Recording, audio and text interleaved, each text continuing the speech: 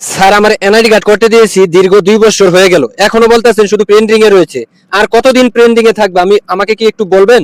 এর মানে হয়েছে কি, সরকারি কাজ একটু দেরিতেই হয়।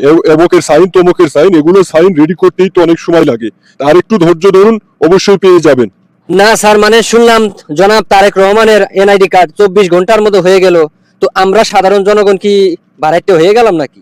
তাও আবার শনিবার দিন হয়ে গেল, সরকারি বন্ধর দিন। আমি কিছু বুঝতে পারলাম না, আমাদের জনগণের কি কোনো মূল্য নেই? আরে বোকা, নামে নামে হইলেই কি আর দোস্ত হয়ে যায় নাকি? রাজার মায়ের সাথে সাজা দিয়ে লাভ নাই, এটা হচ্ছে ভিআইপি কেস। আমারটা কি স্যার? ওহো স্যার, আমি তো ভুলে গেছিলাম, আমাদেরটা তো হাদিয়া কেস। না দেখুন, আমাদেরও কিন্তু মান সম্মান আছে, বিষয়টা এমন না।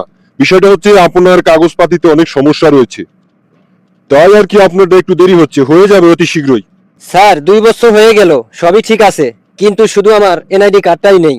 আচ্ছা স্যার, একটা জিনিস আমি কিছুতেই বুঝলাম না, কারোর কাজ হয়ে যাচ্ছে 24 ঘন্টায়, আমাদের 36 মাসেও কাজ হচ্ছে না। তো এটাকে কি বলে আপনাদের ডিজিটাল সেবা? আমরা 18 কোটি মানুষ কি তাহলে ভাড়াটিয়া হয়ে গেলাম? না, বিষয়টা মাথায় ঘুরপাক খাচ্ছে।